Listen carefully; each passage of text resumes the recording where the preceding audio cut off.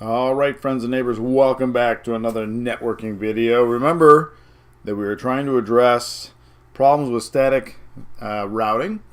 And so we did a small, sort of straight through topology. We'll go over that here in a second. But now we're going to add VLANs to the mix. So here is the first topology, right? We had the 1net, the 2net, the 3net, and the 4net. Now the detail that I'll add this time, so we got all this to work. We added various flavors of routes. We talked about some of the challenges associated with static routes, some of the mistakes that we might make. But the thing that I'll point out here is that I have all of these switches. And the significant detail with regard to VLANs is that all of the ports on each one of these VLANs are all in VLAN 1, right? The management VLAN, the native VLAN, the untagged VLAN. So that's where we are right now. So now we're going to go to the next topology where we integrate some multi-layer switching. And this is where we are now. So let's take a look. We'll go from left to right here, at least my left to my right.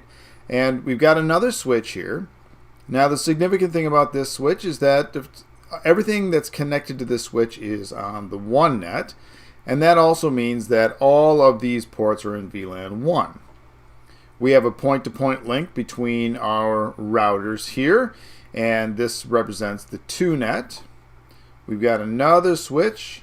We got the 3net here. And all of these ports are in VLAN 1. And then we'll jump to the right side here for a second. We added the 5net.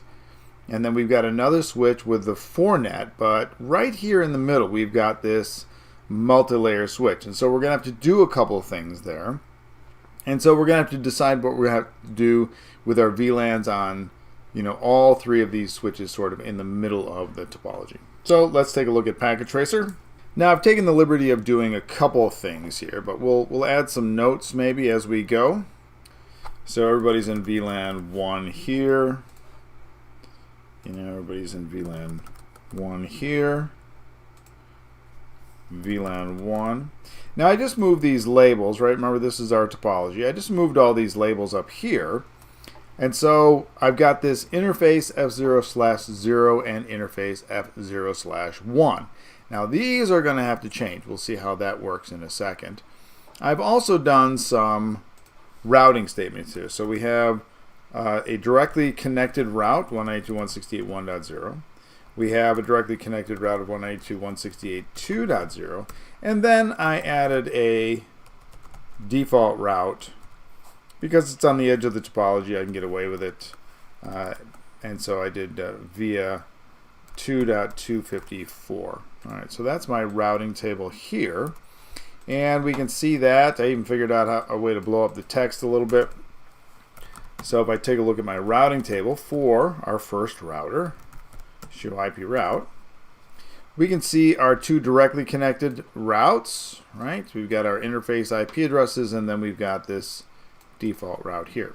Okay, well, let's take a look at router number 2. Now, well, just for a sec here, if we take a look at router number 1, or the second router in the topology, we know that to get to the 1net, I might get away with default routing, but as you move to the middle of the topology, default routing gets a little more dangerous, even on a small topology like this. So we're going to be a little careful about what we do. And we also know that the 1net is this way, and so if I default routed, but then I needed to get to the 1net, that would result in me going one way and then having to come all the way back, and it would result in probably redirects and things like that. So what I decided to do, as we'll see here from our routing table, is to go ahead and add the static routes in there for everybody. It's not that big a deal, right? No big whoop, as they say. So we have a directly connected route. We got the 2net and another directly connected route. Now this is a small topology, right? So we just have to figure out the static route for 192.168.1.0. That'll be via 2.253, right? This IP address right here, because we're going to go that way. And remember that our next hop is somebody that's not you, but somebody that's directly connected to you. So that would be 2.253 here. We also have a static route for the 4net. So type that in, right? via, now again, somebody that's not me, but somebody that I'm directly connected to. So I'm going to put 3.254 here in. Now we know we got work to do over here on this multi-layer switch, but we'll just put that in there for right now. I think we'll use the same IP addresses. And we're going to get to the 5net the same way. So via 3.254 like that. Okay. So those are our routing tables here. Now we'll jump all the way over here to router 2. I also got a little lazy and I did a default route over here. We're calling it router 2, but it's the router that owns the 4 and the 5 net. So we do a show IP route here. And again, I got a little lazy because it's on the end of the topology. You can get away with it. And so we have 2 directly connected routes. And they are the 4 and the 5 net. And then I did a default static route. And that'll be via, again, somebody that's not me, but somebody that I can touch. And so 4.253. There we go. Hopefully I typed everything in all right. Oops, we'll fix this. This should be a .0. The mask on that will be a 0. There we go. Okay. Well, that leaves this thing in the middle. So what I'm going to do is we're going to engage in a couple of things here. One is that we're going to turn on IP routing. That makes this multi-layer switch a router. And I'll show you a little bit around the interface here in Packet Tracer. But also, if we think about this for a sec, we're not going to route between interfaces. We are going to route between VLANs. And so we have to create a couple of VLANs. Now, what VLANs do you create? Well, I like to create VLANs that are based on the network to which those VLANs are connected. Now, the obvious choices here are the 3 and the 4 net. So I'll just go ahead and use those. And so that's actually good engineering practice. And then we'll change our labels here in a second. Now, the other thing that I want to show you is that when you look at a lot of the devices in Packet Tracer sometimes you have to actually connect power to them. And so in this case, we're in good shape, but some of the other ones, well, maybe I'll show you one of those here as well. We'll do an IP phone. So when I look at the IP phone, I've got actually power down here, and so a lot of them you have to sort of power up like that.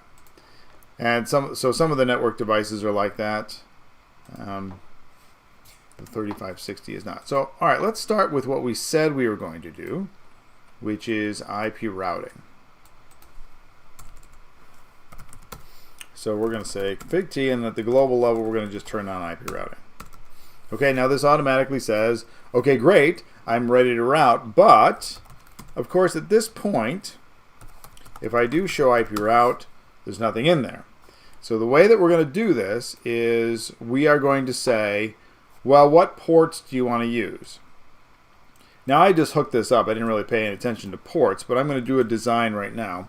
I'm going to say that just to make life really, really easy, I'm going to say that port 3 is going to be in VLAN 3. So I'm going to say, oh, here's a way. What if you don't remember what your ports are named? So if I do a show VLAN, and this is actually good for right now anyway, because it shows us that everybody's in VLAN 1 to begin with. So all of these ports are in VLAN 1. Now maybe if I was an actual router, if I was worried about performance, I might go ahead and use my gig interfaces, but I'm not going to worry about that right now. Maybe we'll do that. We'll do some good engineering practice, even though all of these other interfaces are all fast Ethernet. But we'll go ahead and do maybe what I would do in an actual topology. So we'll put gig 0/1 in VLAN 3. And so I'm going to say int g0/1, and I'm going to say switch port access VLAN, VLAN 3, just like that.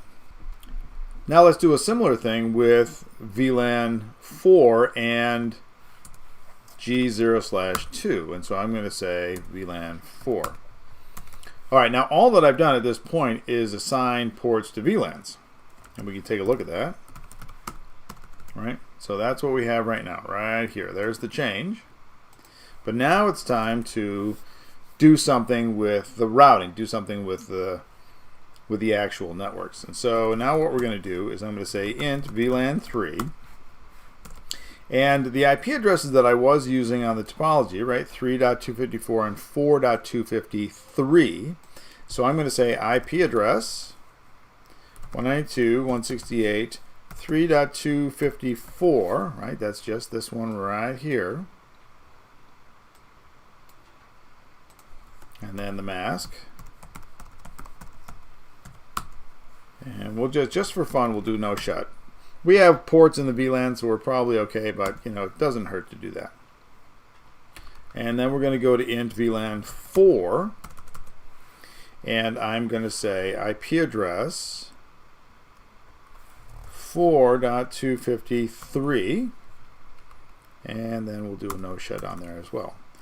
Now, mystically, magically, if I connected these to the right ports, I would get a routing table, but I don't have a routing table. So let's see what we can do about that. I'm going to disconnect this right here.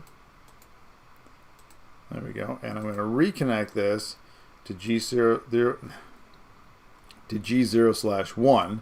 And we're going to disconnect this and connect it to G0/2. Now we know that these are in our VLANs. Now take a look. We've got an error message here. Right, we have a native VLAN mismatch. We'll talk about that here in a second. But we'll remind ourselves, we do a show VLAN. Right, that's what we have there. Let's do a show IP route. And all of a sudden, we have our directly connected routes. And so now what we have to do is we got to change our labels. And we got to say that this is actually VLAN 3. And this is actually VLAN 4. Now when we do the routing table for our multi-layer switch, now we have to say things like this. We're directly connected to the 3net, you know, and I'm going to add here that this is on VLAN 3. And I'm going to add that this, the 4net, is on VLAN 4. And the reason I'm going to, you know, treat this one a little bit special is because we know that these are interfaces over here. This is not as clear. Okay, so it's crabbing at us right now that we have a VLAN mismatch. So when we take a look at this, we go, well, why am I getting that? Well, if we look at it from this side, native VLAN mismatch discovered on, you know, gig 02. And that's 4. So right now we said we're connecting VLAN 4 to what? VLAN 1. So what we're going to do is we'll mouse over this and we'll get what port is connected to. So that's port 3. Now we could be, you know, we could try to be consistent here. And so maybe what I'll do is I'll connect this to port 4. That makes it easy to remember. Now, what we also have to realize is that if I want to connect this network over here all the way over to here, this port would also have to be in the same VLAN. And so what I'm going to do is I'll just put them, we'll make them contiguous ports. There we go. So what I'm going to do over here is we're going to say, all right, let's fix that error. And we'll say, now I have a choice. I could put all the ports on this switch into VLAN 4. I could do that. But the trouble is that limits what I would do with my other ports. Or I would have to change them later on. So I'm going to be very, very specific. And I'm going to say, and just for fun, we'll use the interface range command. So I'm going to say interface range, oops, spelling counts, F0/4 to 5. And I'm going to say switch port access VLAN 4. So we'll do a show VLAN here. And we can see that I've got these in port 4. Now let's see if my multi-layer switch is still crabbing at me about at least this VLAN. So we'll do a couple of line matches, and then we'll just give it a second just to see what happens. Now what's happening is the Cisco Discovery Protocol is being sent between, the two sides. And so if I run this, oh, buffer full already, wow.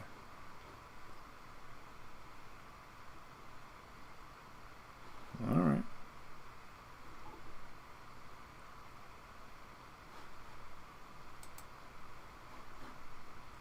Let's see.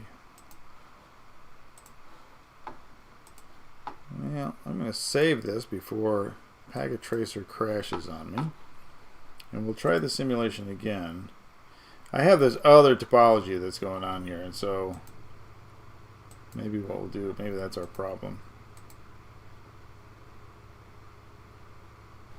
Alright. Well, I think you're just going to have to believe me on this one rather than fight with Packet Tracer. Okay. Well, what's going on here is that the switches are swapping Cisco Discovery messages. And so they're also doing dynamic trunking protocol, and they're also doing spanning tree. And so there's a lot of messages that are going between there. But the important one is the Cisco Discovery Protocol, and it finds out that the VLANs are mismatched. So there's where I added some lines, and we can see that the only one that's a problem now is VLAN 3. So I fixed this one. Now a good connectivity test is to say, well, can I ping my neighbor? So here I am. If I do a show IP route here, let's straighten this out a little bit, I can see that I am 4.254. My neighbor is 4.253, and that's going through the switch we just configured then to the multi-layer switch. So if I can ping that one, 192.168.4.253, and we'll see if that works. Remember that we got an ARP timeout, so we got 4 out of 5, and now we got 5 out of 5. Okay, so that tells me that I have connectivity in my neighbor, and then my VLANs are all set, even though I only use 2 ports in VLAN 4. So I'll add now that we have VLAN 1 and VLAN 4 over here. Well, let's do the same thing on VLAN 3 over here. So we know that this is port or G0/1, and I've got 2, and we'll make this, well, we'll just do 1 and 2. Keep life simple, keep the video short. So what I'm going to say is, so now from the perspective of this switch, the mismatch is on VLAN 1, but we're going to fix that. Okay, so enable, and by default, right, everybody's in VLAN 1.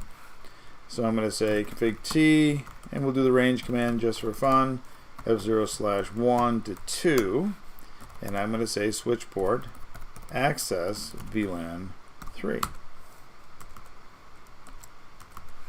And we do a show VLAN. There we go. We have these two in VLAN 3. All right. Now we'll wait for those to come up, right? Spanning tree discovery is going to take 30 seconds.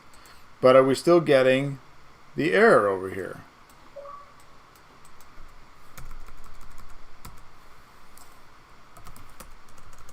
It doesn't look like it. And we'll give it a few seconds here to go. We'll wait for those to turn green. There we go. Whoops. Alright, so it doesn't look like we're getting the error anymore. But let's try that same test. I want to ping from 3.254 to 3.253. Now this is on a switch. We've got an IP addresses, so we can say, well, I can now participate in IP-based traffic. So there we go. All right, after the first one, we had an ARP timeout here, but then we've got them all. So that looks like it works. But, of course, we don't have full connectivity. If I'm on 1.1 here, and I want to see how far I can go, right, I can get to my gateway. I can get to the other side, which is 2.253. Can I get to 2.254? Well, pause the video here. Do you think we can get to 2.254? That's this one right here. Well, I've updated the routing table, so if you said that I could, then you would be right. Let's see if I got it right. Oh no, we'll see what happens here. There's the timeout, but then we're back. So that's the ARP timeout again. All right, so we were default routing from here, and we had a route back to the one net. What about going all the way to here, 3.254? Oh, well, let's actually try the other side. We'll try 3.253 first. 3.253, it's on the same router, so I like it. Now, 3.254 is a different story. The only thing that we have here is the two networks. So this one is probably going to fail. And we could say, well, maybe it's the ARP timeout. Maybe it's the ARP timeout.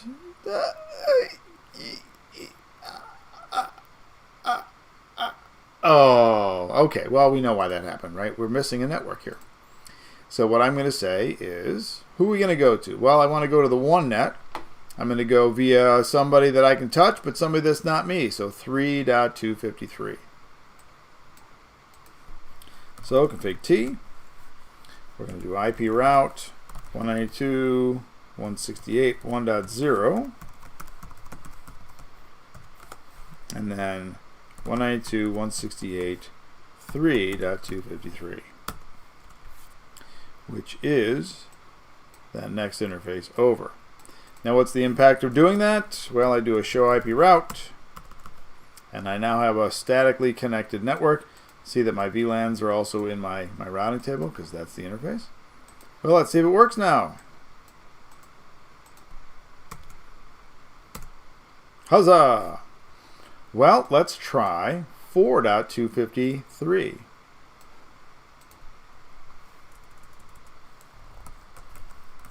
Alright, it's the same switch. I don't know, though. Let's see. There's some more ARP stuff that has to go back and forth. But it's the same switch. Is the interface up? Oh, no. Alright, so let's see if we can figure out what's going on here. This is 4.253. Oh, we have to update our routing table.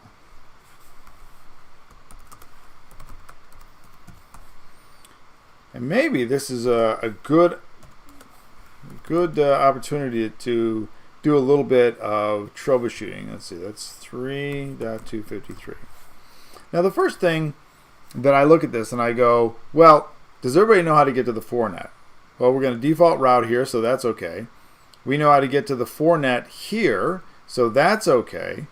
So everybody knows how to get to this address. And it came from one net, so this node should be able to get back here.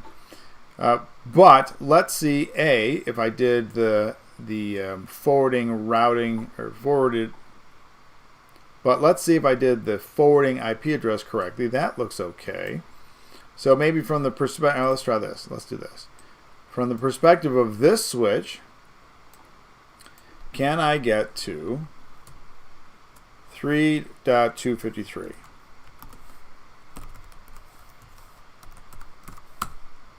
Alright, so that looks pretty good.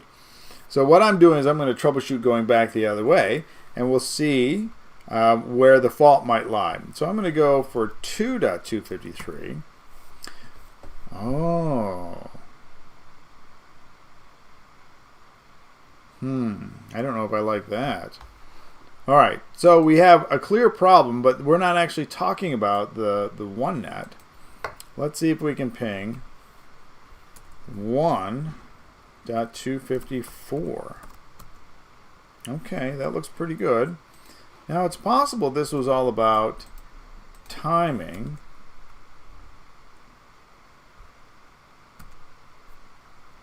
But I think we got other stuff going on here.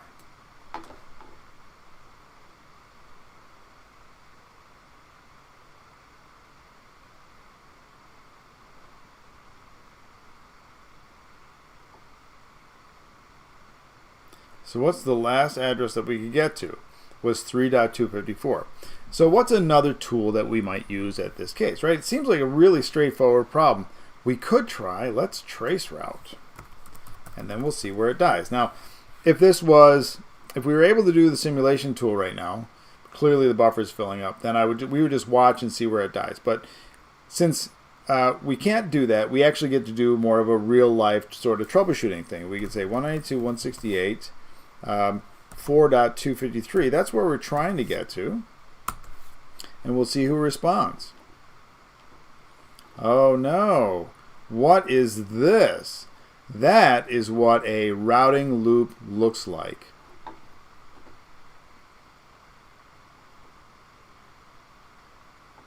Okay. So this is a routing loop, and so you can see that 1.254 and 2.254 are batting this back and forth. So let's see if we can figure out why this happened. Well, based on this routing table, I default route to 2.254, but does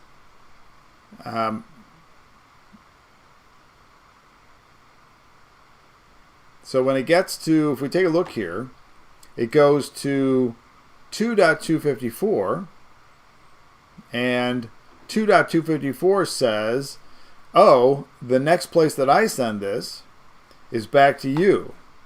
So this looks like I messed up. I wrote it down correctly, but let's see if my routing table is correct. So I'm going to do a show IP route. Oh no, look right there.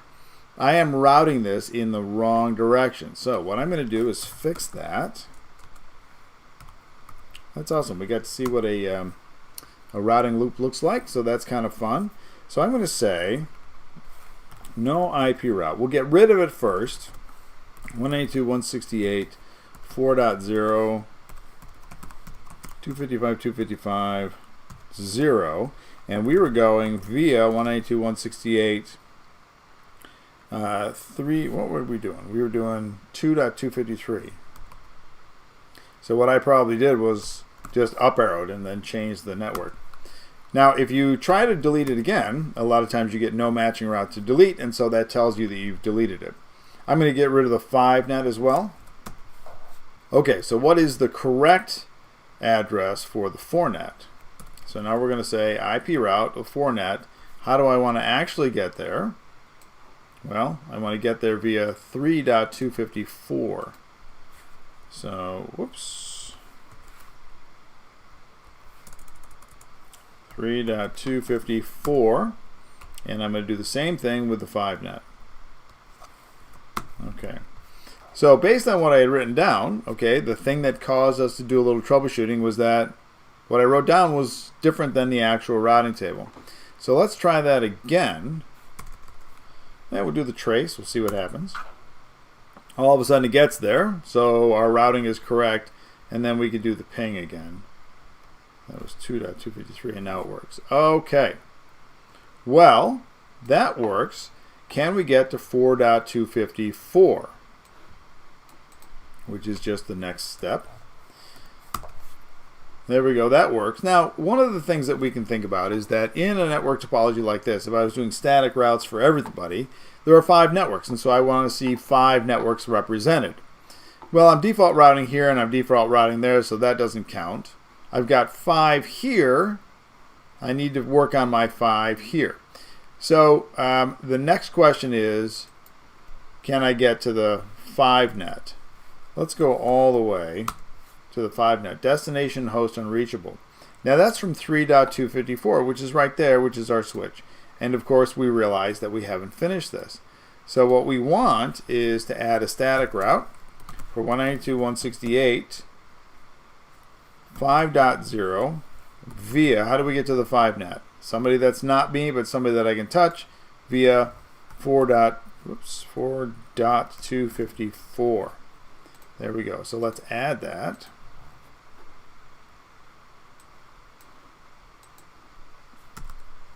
So we're going to say IP route 192.168 5.0 192.168 4. Let's get this right this time. 4.254. There There we go. Take a look at our routing table, or our row 2 table. There we go. So let's see if that works. We'll try that again.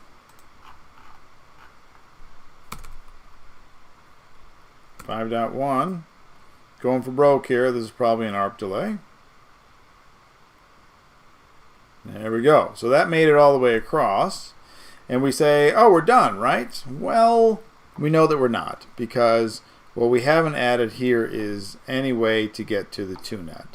And so what we want is a static route that says, I'm going to get to the 2net via, it's the same direction as the 1net, so it'll be 3.253 again.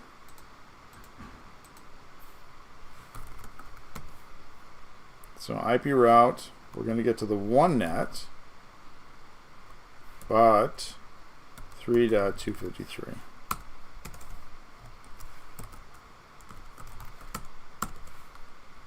Oops. I think I just deleted my my own. Oh, let's do the 2net instead of the 1net. How about that? I'm going to leave all this stuff in there, just because it's good to see. Okay. Well, the test would be then, can I get to somebody on the 2net? And so I'll just ping 192.168.2.253. Okay, that works. All right, so we have full connectivity.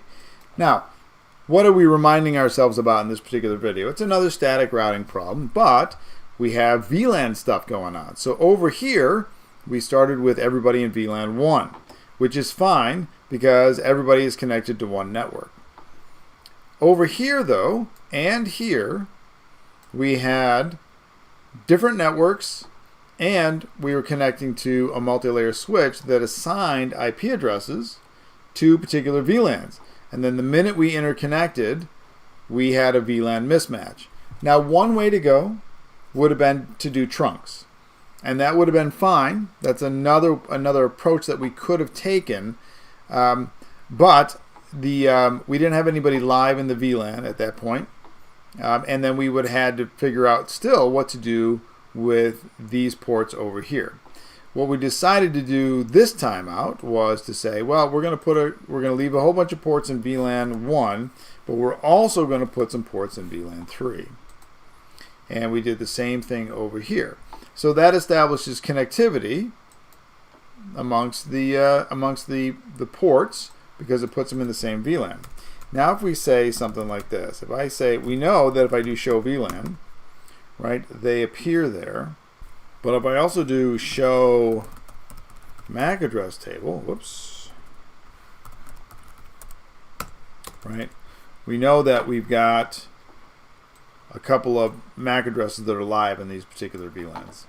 If I saw any other traffic, I would see that VLAN 1 was represented here as well.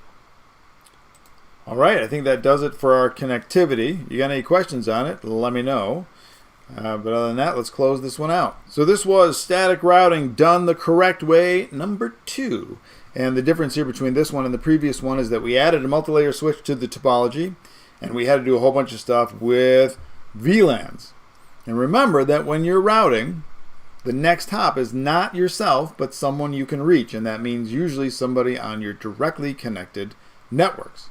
On a switch, what are we going to do? We're going to do IP routing, and then we're going to give IP addresses to the VLANs. Now there's a couple of ways to connect VLANs with different on different switches. You could put everybody in the same VLAN. You could only use the ports that are necessary in particular VLANs, or you could trunk, which is maybe something that we'll do another day because it adds another layer of complexity. Well, there we have it. I hope you enjoyed the video, and I hope you got something out of it.